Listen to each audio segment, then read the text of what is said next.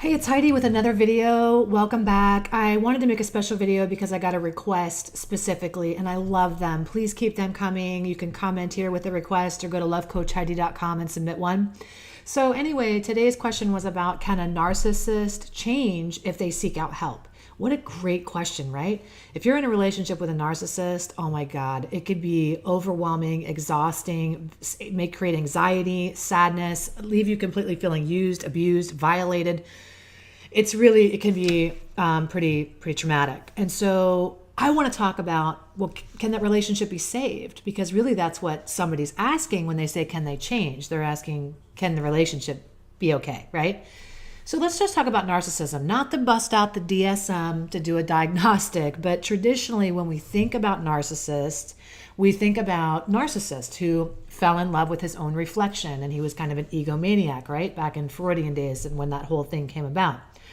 So sometimes we can just think, well, they're just a person who's just all about themselves and they're just egotistical, but a true narcissist goes a little bit beyond that, right? A true narcissist has other qualities like they lack empathy.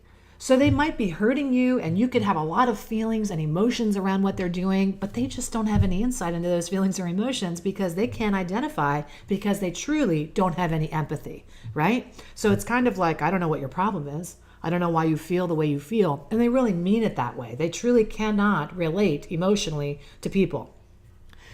But the main character trait that I want to talk to you about, the one that answers the questions, can a narcissist change if they get help, is the nature of narcissism is that a narcissist doesn't even realize they have a problem. They don't think there's anything wrong with them. In fact, every problem in the relationship, everything that's going on is a projection. It's not them, it's you, right? And that's what a narcissist does, is you could present a problem to a narcissist in the relationship and they could gaslight you. It's a term in psychotherapy, gaslighting, where they actually end up convincing you that it is your problem and you actually are crazy. It's not them at all. And they're very good at that, manipulating, projecting their own faults onto you and things like that. So to answer the question, can a narcissist change? Well, people can change, but in order for people to change, they have to have insight and seek help. And the nature of a true narcissist is they don't believe they have a problem. So the odds of them seeking help or going and walking into a therapist office or calling up a coach or something like that are just really slim to none. So the reality is probably not. No, narcissists really aren't going to change because they don't realize they need to. But beyond that question, right, is a question that I think is a deeper question here. It's really not, can a narcissist change? It's, why do you get into relationships with narcissists? My dog agrees. If you don't answer that question, you are likely going to continue to attract narcissists over and over and over again. And it really is a codependency pattern. It's a codependence problem. What that is for a lot of people is you're a very giving person. Maybe you give above and beyond, right? You take care of everybody else. You're a sweetheart. You're a caretaker by nature, right? You go, you seek out people that need your help. You're the person that somebody goes to. And because the nature of your givingness, you attract takers, right? You give, and a narcissist will take gladly. And so that becomes a problem for you in your relationships, right? You get into these relationships where it's just like one-sided, or it's just like, or maybe you grew up in kind of a dysfunctional situation and you learned how to tolerate kind of people treating you poorly.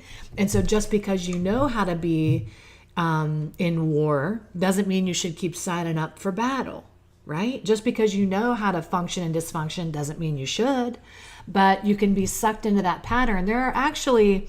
I've come up with over the last decade of doing this work, 8 different codependent personality patterns. And I'm going to reveal those in an upcoming workshop.